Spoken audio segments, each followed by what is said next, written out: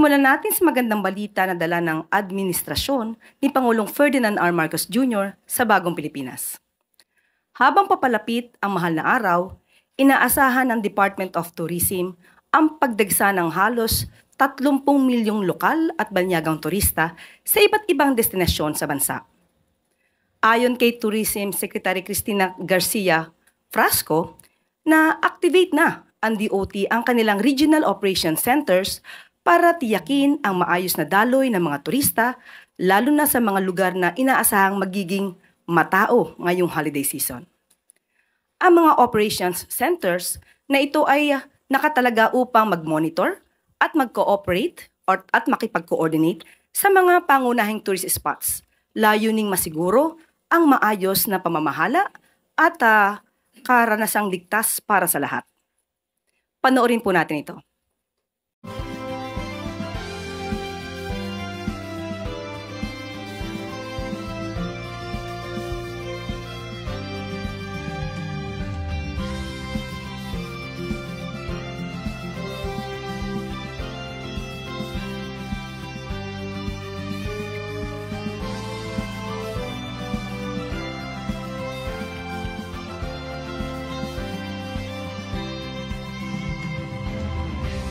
Good news na naman para sa ating mga estudyante sa Barangay Pulong, Sampaloc Elementary School sa Doña Remedios Trinidad sa Bulacan.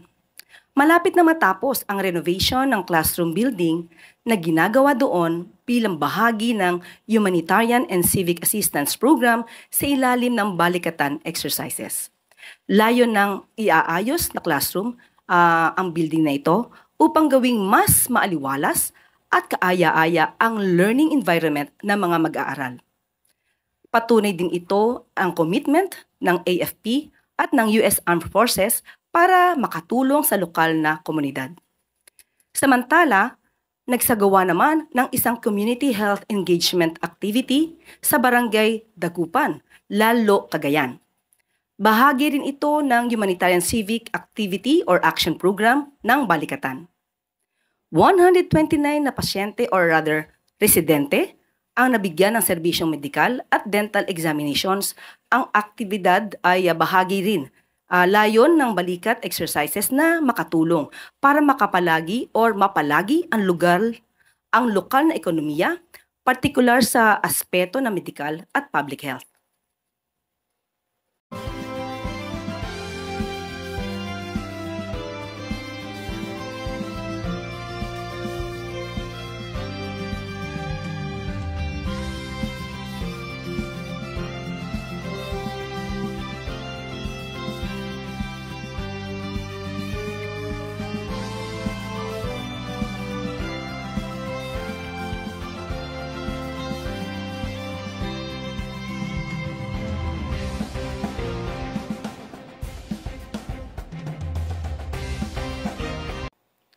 At sa ating huling good news, wala ng pila sa immigration counters sa NAIA Terminal 3 kahit sa oras ng rush hour. Mas madali na para sa mga departing passengers ito. Kasunod ng utos ni Pangulong Ferdinand Marcos Jr. na makapagbigay ng mas maginhawang biyahe sa mga pasahero ngayong Holy Week. Nagtulungan ang mga ahensya ng Bureau of Immigration, MIAA, NNIC, at Department of Transportation para maibsan ang mahabang pila sa immigration counters. Simula ngayong araw, lahat ng 44 immigration counters ng NAIA Terminal 3 ay bukas para mapabilis ang immigration processing ng mga pasaherong may mga biyahe sa nasabing paliparan. Ang sabi ng Pangulo, gawin nating convenient at safe ang travel experience ng ating mga pasahero. At ito ang mabilis na sagot ng mga concerned agencies upang mapagaan at mapabilis ang immigration processing sa ating paliparan. At ito po ang good news natin sa araw na ito. Ngayong araw ay makakasama naman natin si Health Secretary Ted Herbosa para magbigay ng impormasyon tungkol sa naging pagtulong ng Philippine Emergency Medical Assistance Team sa Myanmar. Kasabay dito ang direktiba ng ating Pangulo patungkol sa darating na Holy Week. Good morning, Sec Ted. Sa pangunguna ni Good morning, DOH Yusek Claire, at Secretary good morning. April 1, ipinadala ng Department of Health ang Philippine Emergency Medical Assistance Team o PMAT sa Myanmar bilang tugon sa atas ng Pangulong Ferdinand Bongbong Marcos Jr.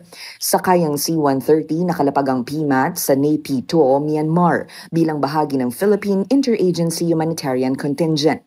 Mula rito, ikinwento ng grupo ang kanilang naging misyon doon bilang mga eksperto sa medical emergency para sumaklolo sa mga naapektuhan ng 7.7 magnitude na lindol. Kwento kayo. Okay naman kayo lahat dyan? Walang nagka-problema, nagkasakit? Upon entering the place po, may mga nakita po kaming mga streets na wasak po yung bahay. So they placed us in the center ng PNMINA para po siyang an open space.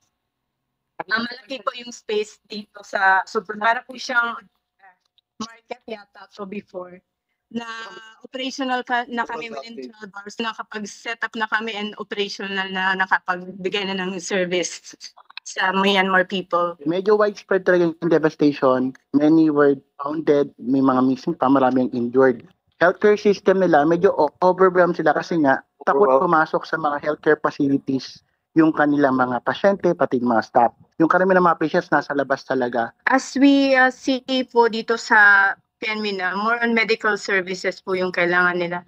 Kasi marami po sa kanila yung may diabetes, hypertension, hindi po sila nakaka-access sa medical services.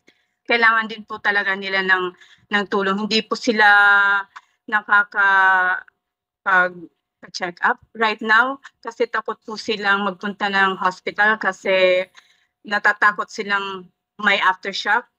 Natutulog lang po sila sa mga open space, sa harap ng bahay nila. Yung psychosocial din po. Mahirap yung psychosocial kasi language. Yung mga teachers din po na Filipino, nag-volunteer po sila na tumulong. As well as mga volunteer students po na tumutulong din po sa amin mag-interpret or mag-translate sa mga pasyente po.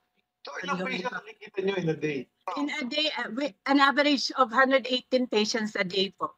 Pwede niyo pong ikwento po sa amin, paano po yung routine ninyo in a normal day there in Myanmar? Usually po, we wake up, yung iba mga 5, 5:30, and then by 6:30 a.m. po, we have our morning exercise, and after that, followed by a team huddle. We have a breakfast, then by 8, before mag-start yung operation, replenishment ng mga supplies, medicines, and medical drugs to the different areas po.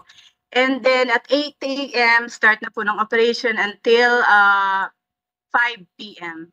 Then after 5 p.m., nagpapaikot po kami post evaluation and team debriefing at 5:30, 8 p.m. submission na po ng reports. Ano po yung mga limitations po na kinailangan po ninyong i-address when you were starting to build the camp? Limitado po yung kuryente, yung tubig po, kamusta? Bale po, noong una pong dating namin dito, naghanap po kami ng source na pwedeng mapagkunan. So, meron naman pong nagmagandang loob na magpa-connect po ng source ng tubig.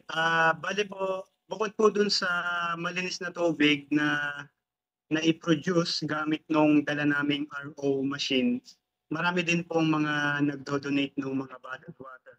So, hindi po kami kinakapos.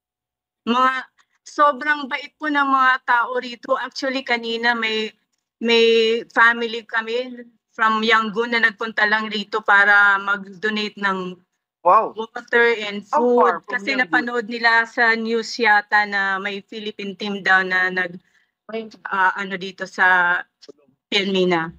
Kaya everyday po marami kaming supply ng water, so pati food. So yun po yung binibigay din namin sa mga patients na nag-aantay. Lalo na pag tanghali na po para may makain sila. And mainit din po, kaya we need to provide them with water. The news articles are saying that the people of Myanmar are very thankful. And totoo naman, nadinig namin sa inyo, binibigyan kayo. Thank you. So yun, nakita niyo yung video clip ng ating 32-man team. This is a Philippine Emergency Medical Assistance Team na WHO classified or certified, verified, na last September lang tayo na verified, medyo mga 7 taon kami nagte-training. We have 3 of these teams out of 52 in the world. So medyo world-class na rin tayo pagdating sa disaster. Ang features ito, yung nadinig nyo nagsasalta, si Dr. Ivy Losada, she is from the Eastern Visayas Medical Center. Yun yung team number 44 natin. And team 45 comes from Tala sa Jose N. Rodriguez, at team 46 yung galing sa JB Lingad. Yung JB Lingad, yun yung even before ma-qualify, napadala natin sa Turkey yun. So itong team na to is composite, pero majority are from Eastern Visayas. Kaya ang maganda yung storya.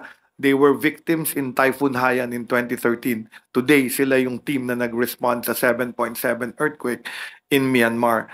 And madami kaming experiences. We were able to deploy in 48 hours. Thank you sa Office of Civil Defense for providing us na 2 aircraft yan.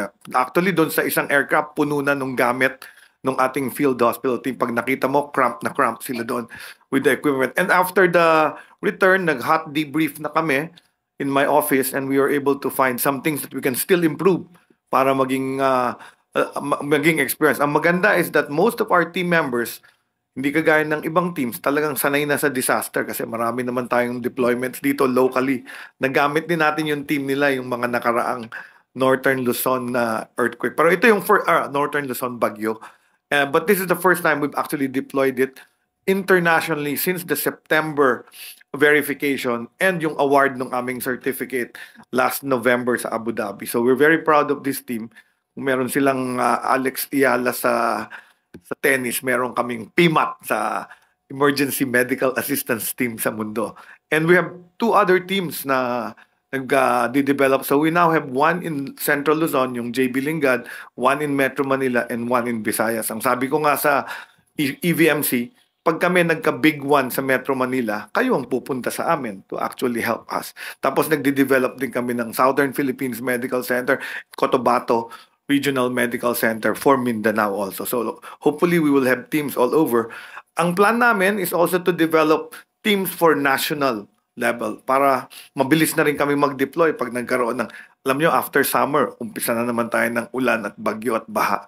We will be using this Philippine Emergency Medical Teams.